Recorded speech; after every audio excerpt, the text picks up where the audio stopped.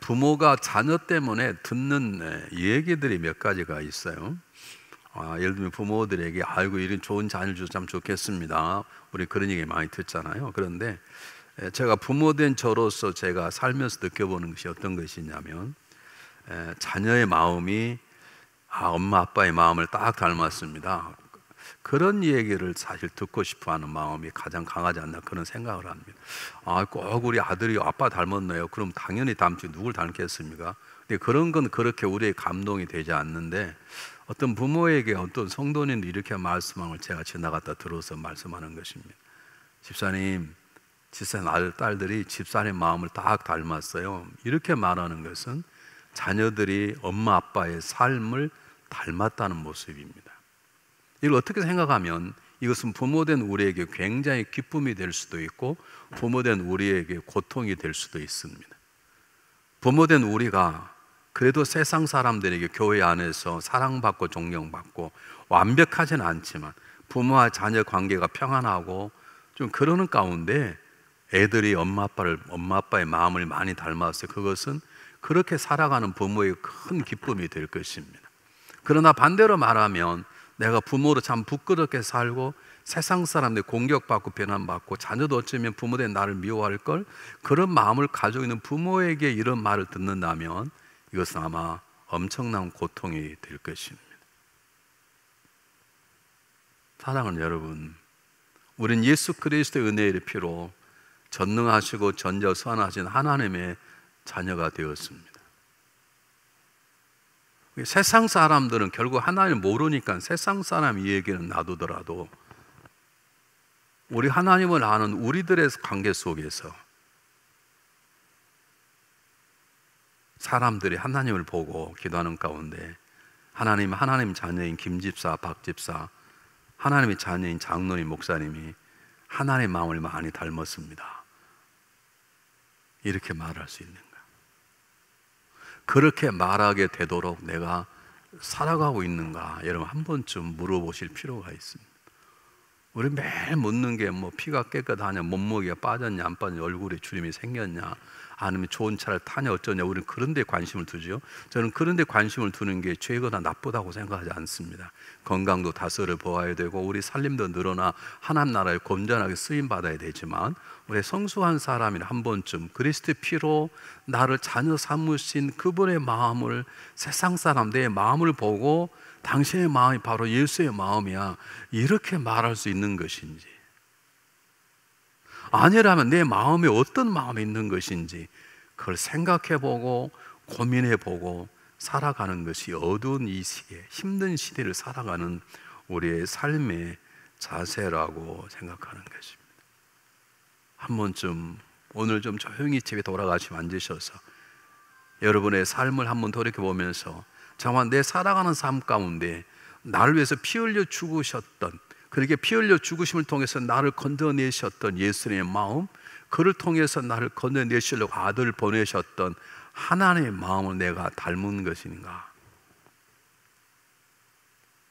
그걸 보고 오늘 또 주름이 늘었네, 다음에 화장품을 뭘로 살까, 이런 생각도 우리 필요하는 겠지만 한 번쯤 정말로 진지하게 이 어려운 세월 속에 우리가 살아가면 하나님 우리에게 은혜를 주셨다면 정말 내 삶을, 우리 자녀가 나를 볼 때 엄마 아빠를 모습을 보면 하나님이 보여져요 이렇게 말할 수 있는 것인지, 한 번쯤 나하고 가장 친한 친구가 나를 보면서 너의 마음이 바로 예수의 마음을 알겠어 이렇게 말할 수 있는 것인지, 아니라면 내 마음에 무엇이 있는 것인지. 왜 손을 안 대는 줄 아세요? 아멘을 안 하시니까. 하여간 눈치는 있으시는데 고집은 무지하게 세가지고 죽었다 깨도 물을 때까지 아멘을 안 하시죠. 아멘이란 말은 내가 그렇게 못 살아도 그렇게 되기를 원하나이다 그런 것이기 때문에 아멘을 해야 되는 것이죠.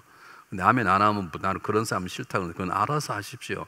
우리가 삶의 수준이 다 똑같을 수는 없어요. 그러나 하나님이 우리 교회에 주신 부족한 종이 말씀을 증거케 하는 걸 보면 적어도 중앙연합감력에 등록한 사람들의 삶이 바로 예수의 마음을 닮았다고 인정을 받을 만한, 가정에서 세상 속에서 또는 우리 성도 안의 모임 속에 바로 당신의 마음 예수의 마음이야 내가 알겠어 그렇게 말할 수 있는 그런 마음들이 우리 안에 충만하기를 간절히 바랍니다.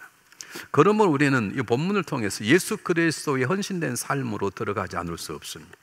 오늘 본문은 예수 그리스도의 짧은 생애이지만 그 예수 그리스도의 짧은 생애를 얼마나 강렬하게 보여주고 있는지 모릅니다.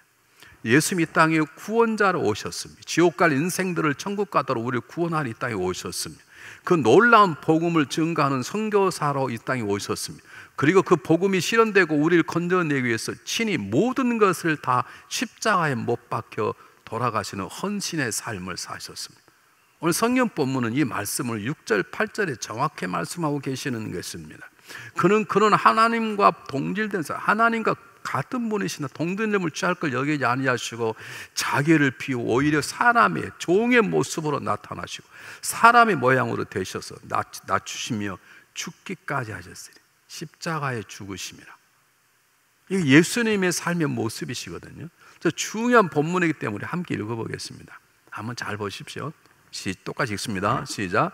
그는 근본 하나님의 본체신 하나님과 동등됨을 취할 것 여기지 아니하시고 오히려 자기를 비워 종의 형체를 가져 사람도 같이 되었고 사람 모양을 나타냈으며 자기를 낮추시고 죽기까지 복종하셨으니 십자가에 죽으심이라. 예수 그리스도의 철저한 복종과 순종의 삶. 저기 더 중요한 단어는 복종이라는 단어입니다. 우리는 흔히 말할 때 순종을 얘기하지 않습니까? 물론 저 언어적인 차원이, 저는 언어학자 아닌데 어느 정도 차이일지 모르지만 제가 읽으면 느끼는 분위기는 복종이 훨씬 강한 것입니다.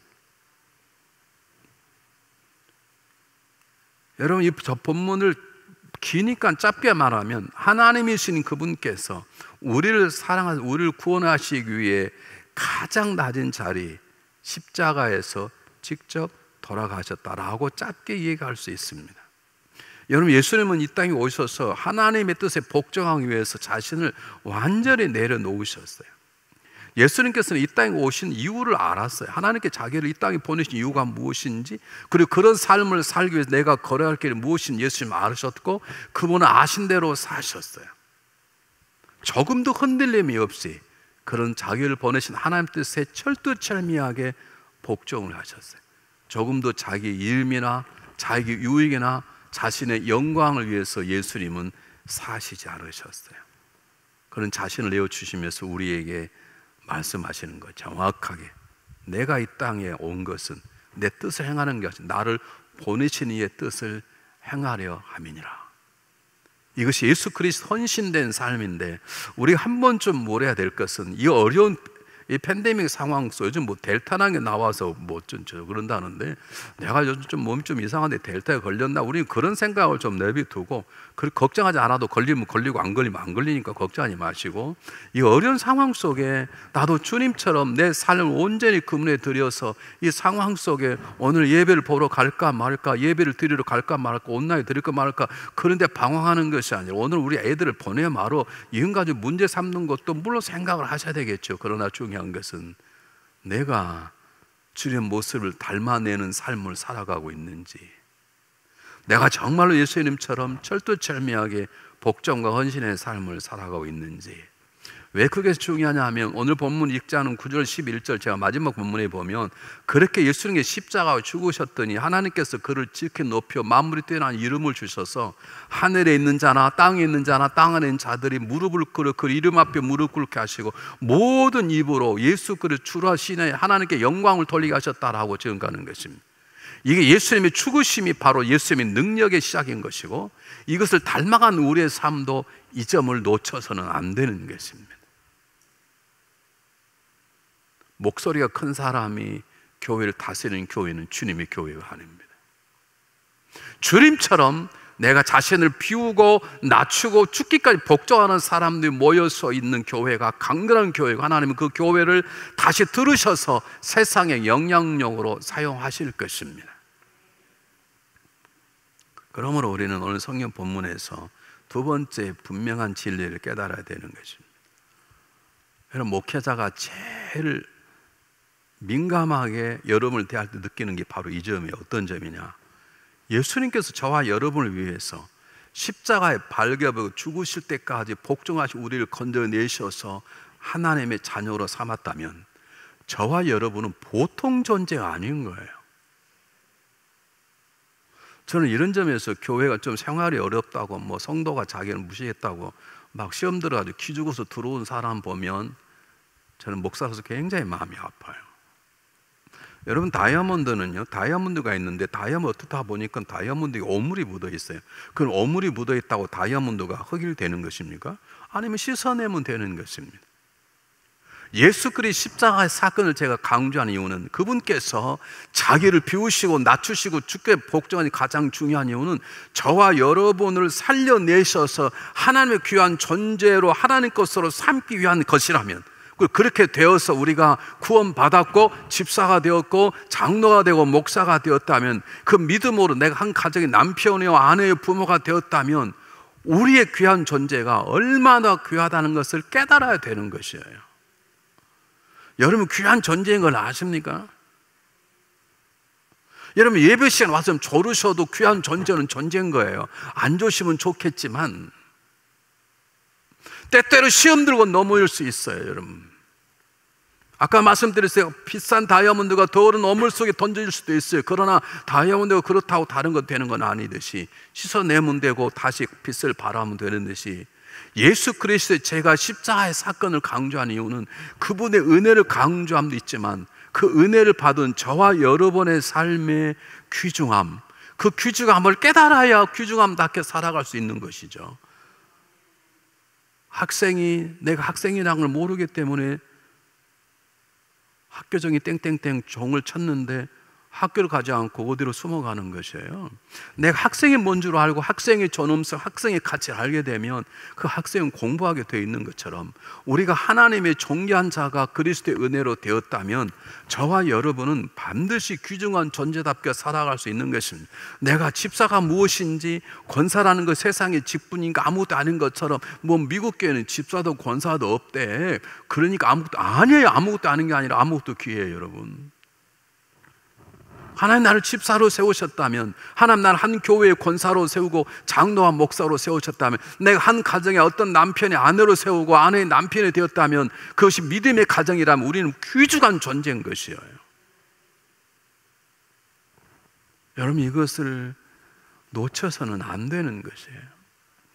죄의 종이었고 죄가 주는 쾌락 속에 낄낄낄거리며 살아가던 사단의 자녀들 우리를 예수님께서 우리를 건져내셨는데, 하나님이 예수를 우리를 그냥 건져내신 것이 아니에요.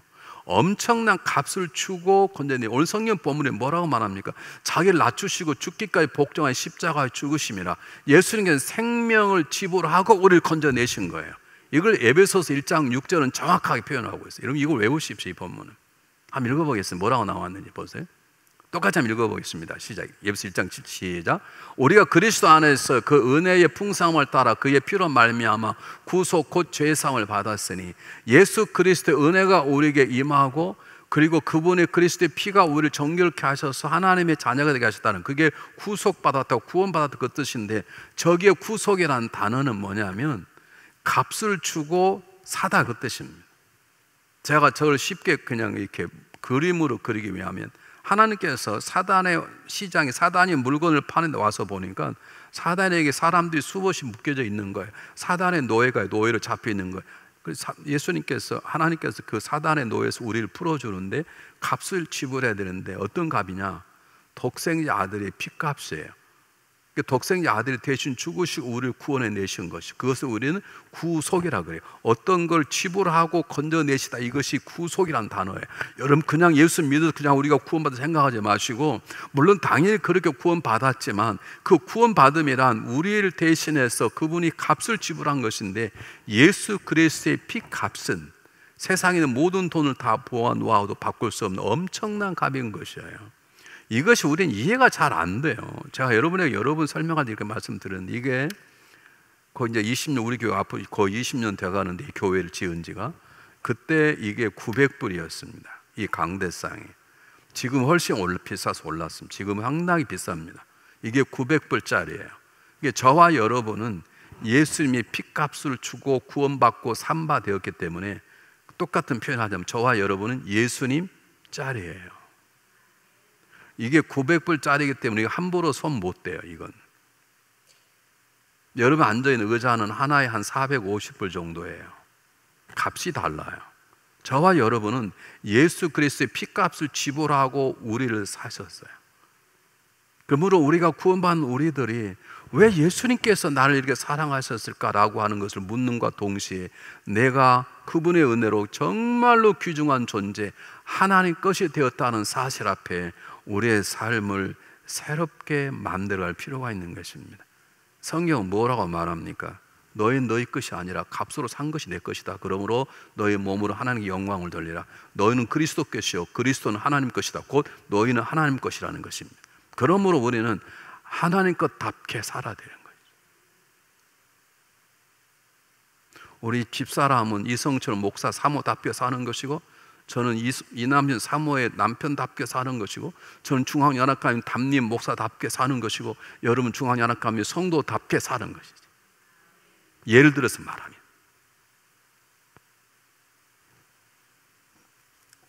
여러분, 그리스도께서 자기를 비우고 낮추고 죽기까지 하시면서 우리를 건져내 하나님 것 삼았다면 우리는 그냥 살아서는 안 됩니다. 하나님 것처럼 살아야 됩니다. 하나님의 사람답게 살아야 됩니다. 한번 물어보십시오. 내가 하나님 것처럼 사냐고 저한테 물어보세요. 제가 다는 모르지만 제가 솔직하게 느낀 점 얘기할 수 있어요. 단 시험이 안 들겠다면. 근데 제게 물어보면 계신데 물어본 두 분 다 시험이 들었어요. 시험이 안 들다 그래 놓고 제가 사실대로 얘기했더니, 제 사실 보는 게 제가 틀릴 수 있지만 내가 이 단어를 단서를 제가 잘못 볼 수도 있습니다만, 제가 느끼기에 집사님 이런 점 들었더니 아니라고, 목사님 자기 잘못 봤다고 그러고 다른 교회로 가셨어요. 그 다음부터는 이제 그런 말 하지 않아요. 평신도들은 뭐 해달라고 그래 놓고 하면 아니라고 변명하는 전문가들이셔. 사랑하는 여러분, 물어보세요 스스로. 물론 전혀 주제 파악 못한 분 계시지. 자기는 열심히 한다는데 교회를 망가뜨리는 불구하고 그게 열심히 한다고 생각하는 사람, 그러니까 남에게 물어보셔야 돼. 부부간에는 물어보지 마세요. 부부간에 물었다가 부부싸움 날 수 있어요. 여러분이 그래도 인정하는 멘토라고 하는 사람이 있으면 그분하고 물어서, 제가 정말 하나님 것답게 살아가고 있습니까? 예수 그리스도께서 나의 모든 죄를 위해서 다 죽으셨다는데 나는 옛사람을 이제 이겨내는 새 사람으로 살아가고 있습니까? 예수 나를 죽으신 것이 그분의 은혜라면 나는 은혜를 입은 사람답게 살아가고 있습니까? 스스로 물어보고 내 삶을 새롭게 정리해 볼 필요가 있는 것입니다. 오늘 성경 본문에 의하면 내가 구원받았다는 가장 중요한 증거가 하나가 뭐냐면, 하나님 우리에게 이렇게 말씀하시는 거예요. 너 정말 예수님처럼 내려놓고 비우고 그리고 낮추고 그리고 죽을 수 있는 그런 예수의 마음으로 살았냐? 그러면 너도 이 마음을 풀어. 예수 그리스도의 마음을 품어. 이렇게 말씀하고 있는 것입니다. 내 안에 예수 그리스도의 마음이 있어서 생각하고 말하고 행동하는 것이 예수의 마음 같은 것인지, 저는 적어도 이 어려운 때 이렇게 산부예배 나오신 분들이 묻지 않아서 그렇지, 물어서 이렇게 하는 내 행동이 예수님의 마음 같다, 그걸 모르는 분 없다고 생각합니다. 예수의 마음을 닮은 사람 이리저리 전화해가지고 알아 요즘 그게 이 문제를 그렇게 하지 않습니다. 한번 생각해 보십시오. 내가 정말로 예수의 마음을 품었는가? 이제 앞으로 말하고자 하는 예수의 마음을 우리는 질문하지 않습니다. 우리는 거울 보고 내 얼굴에 드러나는 주름 때문에 걱정하고, 우리는 건강이 부족하다고 걱정하고, 요즘 밥맛이 없다고 걱정하고, 내 주머니에 물질이 없다고 걱정하고, 그것 때문에 우리는 질문도 하고 괴로워하지 않지만, 정말로 성경이 말씀하는 너 이 마음을 가졌냐? 예수의 마음을 가졌냐라고 우리에게 하나님이 질문하시는 것입니다. 이 어른신을 이기는 가장 중요한 것은, 여러분 이 어른신 다 지나갑니다. 결국 우리 하나님 앞에 마지막 남는 것은 내가 예수의 마음으로 살았는가? 주님 말씀하지 않습니까? 이 마음을 품으라. 곧 그 마음은 예수의 마음이니라 라고 말씀하는 것입니다. 지금 나는 어떻게 살아가고 있는지, 내가 예수의 마음을 품는 것이 내 마음에 정말 간절한 거룩한 갈망이 있는 것인지, 아니면 다른 사람들 겨우 집사되고 권사되고 장로되고 더 좋은 집 사고 더 좋은 집 팔고 그것이 우리의 삶의 전부인지, 여러분 집사되고자 하는 건 죄가 아닙니다. 좋은 권사되고자 하는 건 죄가 아닙니다. 좋은 장로되고는 잘못된 게 아닙니다. 부유한 삶을 사고자 하는 건 죄는 아닙니다. 중요한 건 그것보다 먼저인 것이 내가 예수의 마음을 가진 집사인가? 내가 예수의 마음을 가진 권사요? 내가 예수의 마음을 가진 장로요, 목사요, 선교사인가? 내가 예수의 마음을 가진 남편인가? 내가 예수의 마음을 가진 아내인가? 라고 하는 것을 물어볼 필요가 있는 것입니다. 필요가 아니라 물어야 하는 것입니다. 그럼 우리는 성경 본문을 통해서 다음과 같은 예수의 모습을 배워보려고 합니다. 자, 우리가 십자가 달리셨던 예수님의 모습을 마음을 담으려면 예수님의 헌신된 모습을 우리가 담아야 되는 거예요. 여러분, 십자가에 죽기까지 복종하셨던, 아까 말씀드렸지만 순종이라는 단어보다 복종이라는 단어를 썼다는 것은 이것을 굉장히 강조하는 어법이라고 말할 수 있는데, 우리가 그렇게 십자가 달리신 예수의 마음을 간직하는 것이 얼마나 중요한지를 여러분 먼저 깨달으셔야 돼요. 보십시오.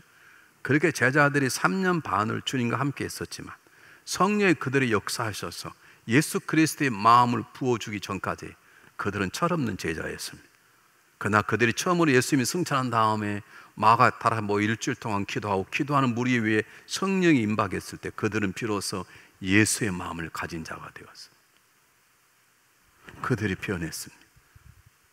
그렇게 열심히 3년 반을 쫓아다녀도 변하지 않았던 그들이, 아니 한때는 주미신 능력으로 귀신도 내어쫓고 그는 했지만 세상은 전혀 변하지 않아. 그러나 그들이 정말로 예수의 마음을 갖게 되었을 때 하나님은 그들 통해 세상의 역사를 피스 에이드로 바꿀 만한 놀라운 역사 행하시는 것입니다.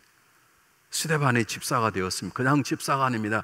예수의 마음을 닮은 집사입니다. 돌에 맞아 순교를 당하는데 그는 십자가 달린 주님처럼, 십자가 달린 주님께서 그를 조롱하는 군인을 위해서 아버지 저를 용서해주지만 저들은 자기가 죄를 알지 못하나이다 라고 그를 오히려 용서했던 것처럼 스데반은 자기에게 돌을 던지는 그 악한 자를 위해서 스데반은 주님을 바라보며 저들을 용서해 주시기 바랍니다. 주님의 모습을 닮아내었고, 바로 그 사건이 안디옥 교회를 탄생하게 하고, 그리고 새로운 일꾼이 되는 사울의 마음의 문을 여는 놀라운 기회가 된 것입니다. 스데반의 마음의 폭로가. 여러분, 사도가 어떤 사람입니까? 스데반에 돌을 쳤을 때, 야 그렇게 쳐서 죽겠냐, 더 세게 쳐라고, 그리고 돌 던지는 사람 옷을 자기가 다 가지고 있고 더 세게 쳐 그렇게 했던 악한 사람인데, 그가 주님을 만나고 3년 동안 아라비아 사막에 들어가 말씀과 부탁 주님의 마음을 품게 되었을 때 하나님은 그의 발과 입술을 통해서 유럽 대륙을 흔들어 깨워 놓으셨습니다. 여러분, 하나님 우리에게 이 시간 묻습니다. 너는 이 마음, 그리스도의 마음을 가졌냐?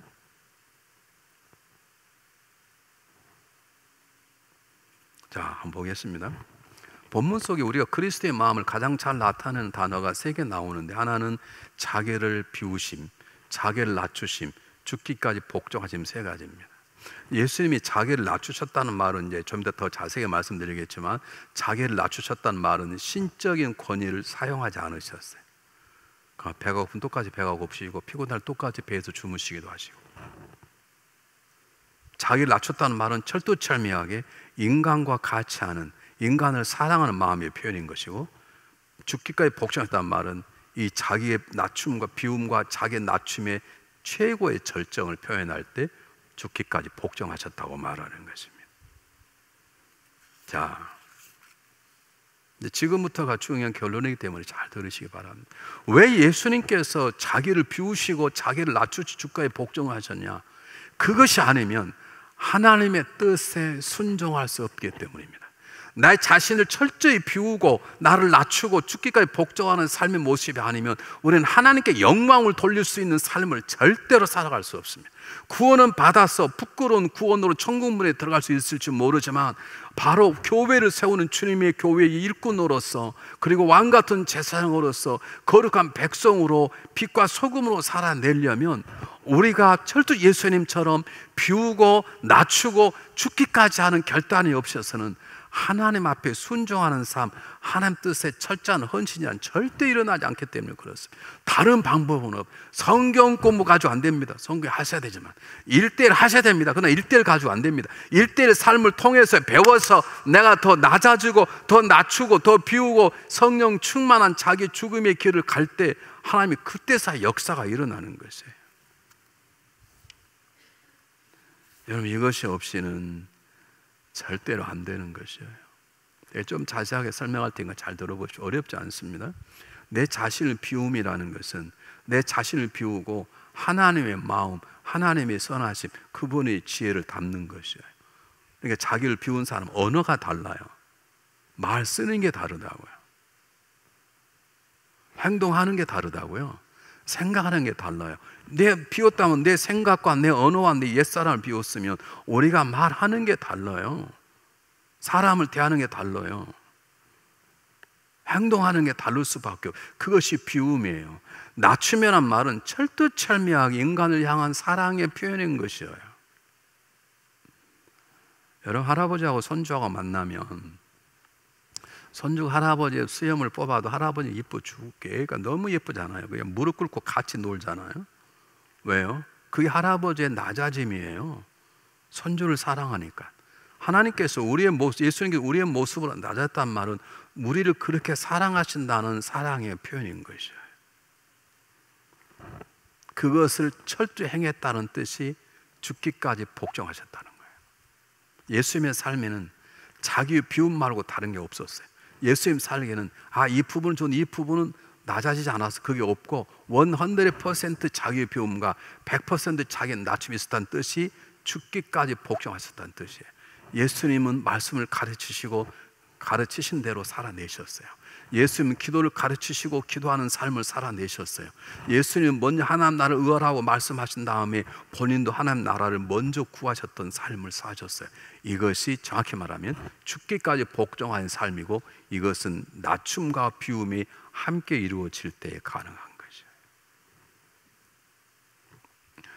어떤 분이 저에게 이렇게 물으셨어요. 오래됐습니다만, 목사님, 전 열심히 기도하고 그러는데 왜 제 삶 속에 하나님이 일하심 잘 나타나지 않을까요? 제가 준비했다는 입을 열었습니다. 집사님 기도를 열심히 하시는 제가 볼 때 집사님 제가 친구처럼 돼서 말하는데 아직 비우고 낮추고 죽기까지 복종하는 모습이 집사님 아직 없습니다.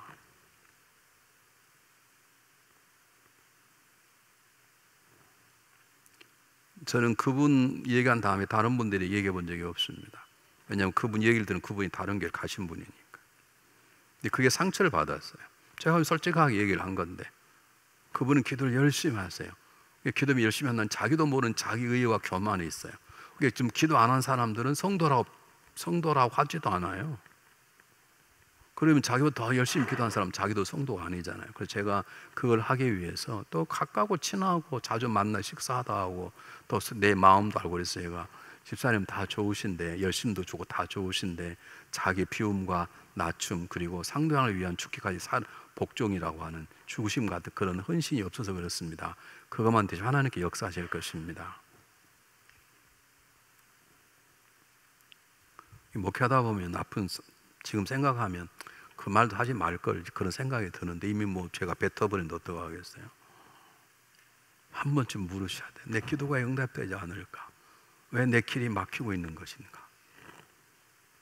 내가 아직도 비워야 될 것이 무엇이 있고, 내가 아직도 낮춰야 될 것이 무엇이 있고, 내가 죽기까지 복종하지 못하는 것이 무엇인가를 한 번쯤 물을 필요가 있는 것입니다. 두 번째, 왜 예수님께서 철두철미하게 자기를 비우시고 낮추시고 죽기까지 복종하셨는가? 저와 여러분을 사랑하시기 때문인 것입니다. 여러분, 우리 자신을 비우고 낮추고 죽기까지 복종하는 마음이 없으면, 그런 마음으로 하나님 앞에 서지 못하면 여러분 절대로 제대로 사랑하지 못합니다. 네, 이런 말은 대단히 죄송하지만 그냥 살아가는 게 부부끼리도, 그냥 이혼은 할 수 없고 그냥 이혼하는 것보다 그냥 사는 게 낫겠다, 그냥 참고 살자, 그렇게 비겁하게 살아가는 거예요. 정말로 사랑하고 정말로 존경하고 정말로 세워주고 지켜주고, 그리고 만날 때마다 기쁘고. 제가 왜 연락해요? 아멘 안 하니까 아침에 봤는데 저녁에 또 보고 싶고, 그리고 지난 지 40년 됐어도 또 좋고. 근데 제가 화가 나서 아멘 하는 거예요. 그런 일 어디가 있어? 지금 그 뜻이 아멘이에요. 그러니까 아멘도 부드럽게 하셔야 되는데.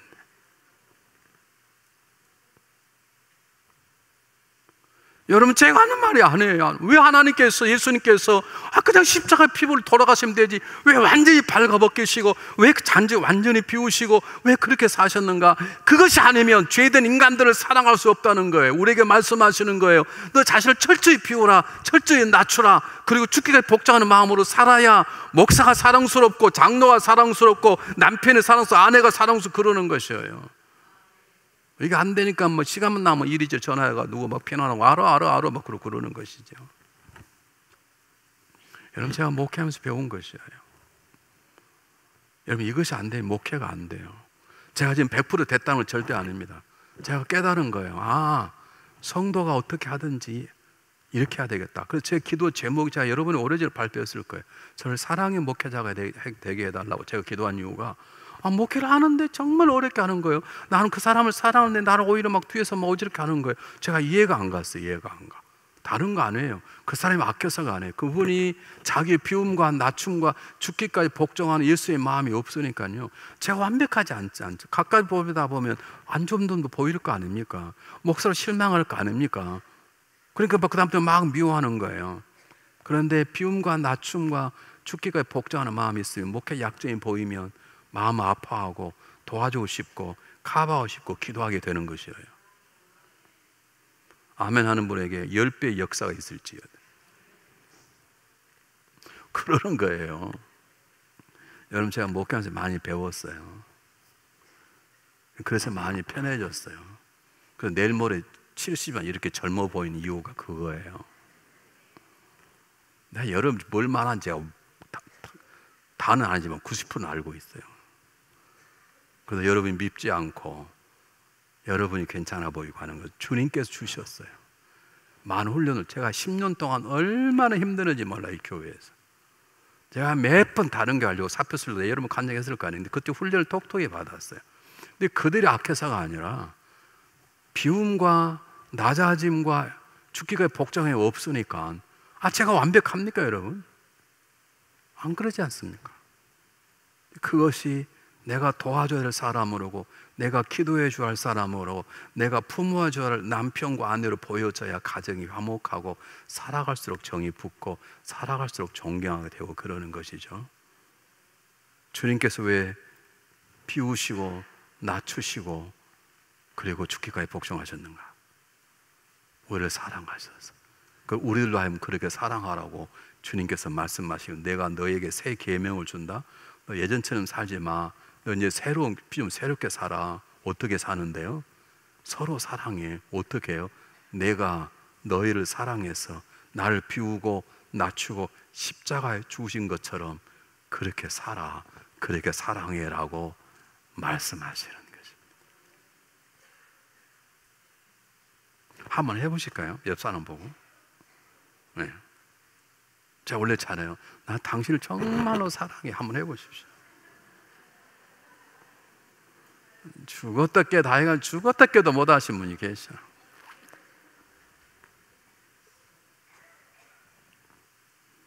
내가 누굴 뭐라 그러겠어요? 우리 집사람도 잘 표현을 못하는 사람이니까. 저만 표현하라고 하기 힘들어요. 여러분, 다시 말씀드리겠습니다. 왜 주님께서 우리를 위해서 십자가에 죽으시고 낮추셨는가? 냄새나고 썩을 듯 썩었던, 죄가 주는 쾌락 속에 낄낄거리며 살아갔던, 정말 다른 사람 표현대로 말하면 벌레만큼 못한 우리를 사랑하셔서 그분은 낮추시고 비우시고 십자가 죽으셨어요. 우리도 그 마음을 갖지 않으면 정말로 남편을 사랑할 수 없어요. 그냥 살아가는 것이지. 정말 아내를 사랑할 수 없어요. 그냥 살아가는 것이지. 그냥 자녀라고 다 사랑해서 그냥 자녀니까 그냥 살아가는 것이지, 사랑하고 위해서 기여하고 이것이 잘 안 되는 것이에요. 하나님이 이번 어려운 세대를 지난 우리 모두에게, 오늘 가정에서 온나 예배드리는 모든 분들에게 이 그리스도의 사랑의 마음을 주시기를 주님의 이름으로 축복합니다.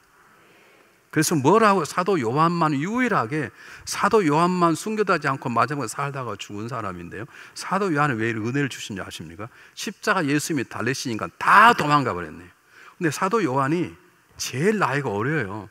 근데 사도 요한만 십자가 앞에 있는 거예요. 예수님 십자가 앞에. 예수님이 돌아가기 전에 뭐라고 말씀하십니까?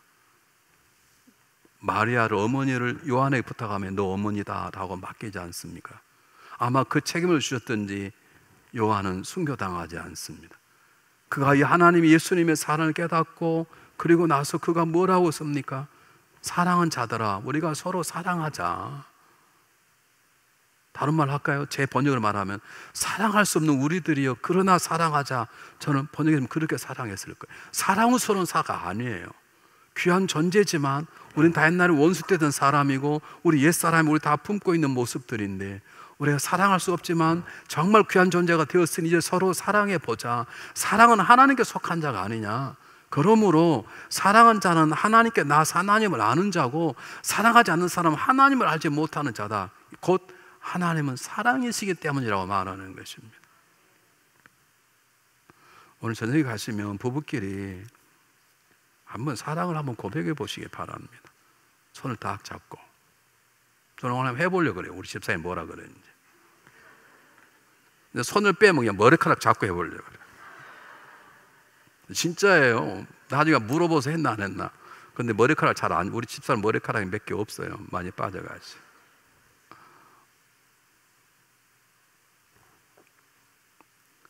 여러분, 사랑에 관하여 배우는 것 중요한 것입니다.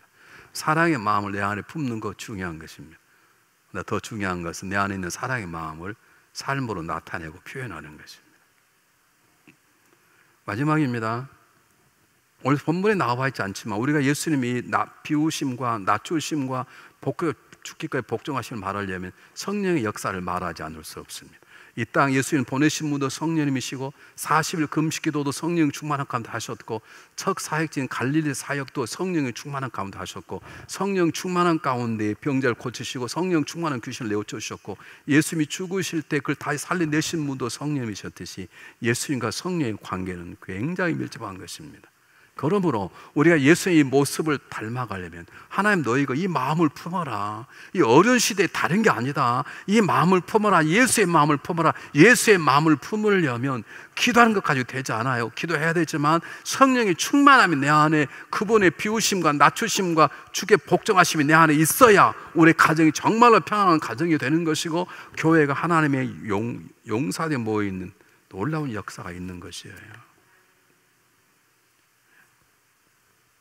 여러분, 우리가 예수님도 사랑이시기 때문에 사랑을 해야 되고 내 안에 거하시는 하나님도 사랑이기 때문에 사랑을 해야 되고 내 안에 계신 성령님도 사랑이기 때문에 우리는 사랑해야 되듯이 성령이 우리 안에 계셔서 예수님처럼 기도하게 되고 예수님처럼 당당하게 세상의 죄악과 싸워서 이길 수 있게 되는 것입니다.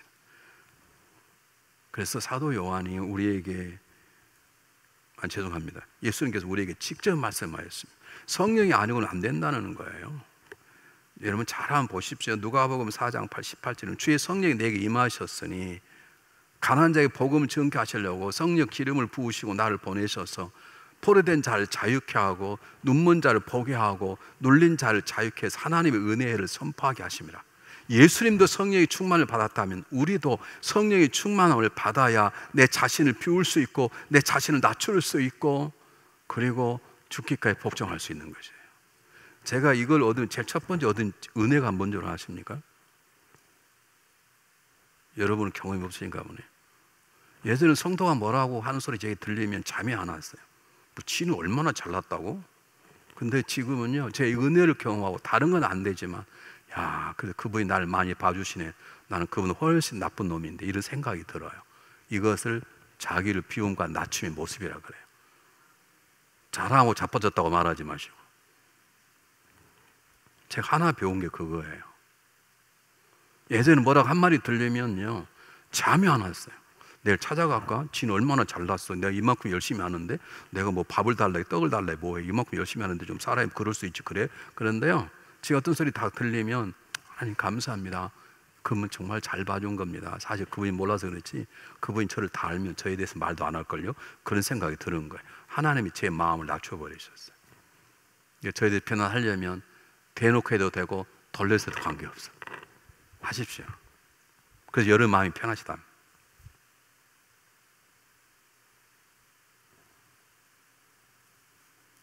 여러분 우리는 성령 충만치 않으면 자기 비움과 자기 낮춤과 죽기까지 복종함이란 일어날 수 없는 것입니다. 결론입니다.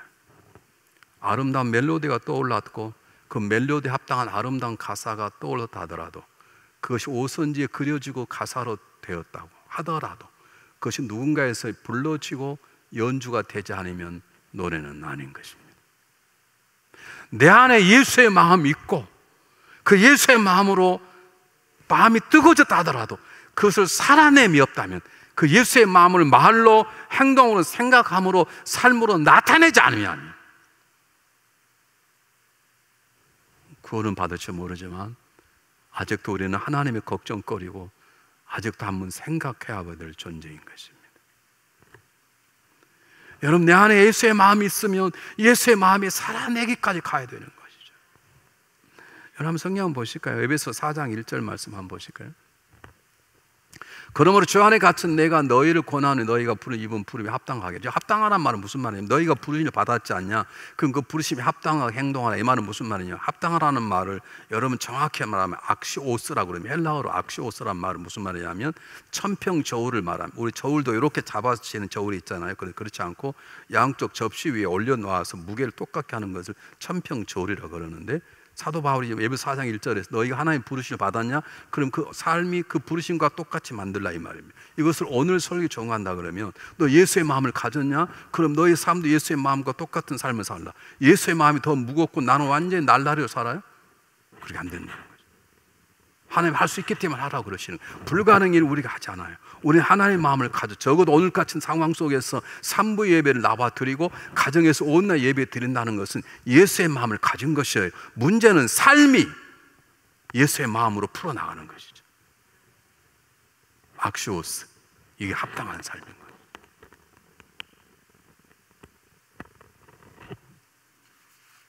사도 바울의 고린도서 2장 16절에서 누가 주의 마음을 알아서 주를 가르치는겠는가? 그러나 우리가 주의 마음을 가졌노라. 예수의 마음을 가졌다는 말, 예수의 마음을 가졌고 예수의 마음으로 살아간다는 것이죠. 그래서 사도 바울 로마서 9장에서 뭐라 말합니까? 자기를 날마다 죽이려고 하는 이스라엘 백성이 차라리 저들이 구원받는다면 나는 지옥과도 좋다고 하는 주님의 마음을 풀어내지 않습니까? 사랑하는 여러분, 우리가 바울처럼 고백했을 때, 나는 내 안에 예수의 마음이 있고 예수의 마음이 내 삶이라고 고백할 수 있을 때, 하나님 우리를 통해서 놀라운 일을 행하실 것입니다. 제 예수의 마음을 가지셨습니까? 그 예수의 마음이 내 말과 행동과 삶을 통해 나타나고 있습니까? 아니라면 기도하셔야 합니다. 하나님, 저에게 예수의 마음을 주셨는데 예수의 마음으로 말하고 생각하고 행동하도록 도와주소서. 그것이 우리 기도가 되어야 되는 것입니다. 기도하겠습니다.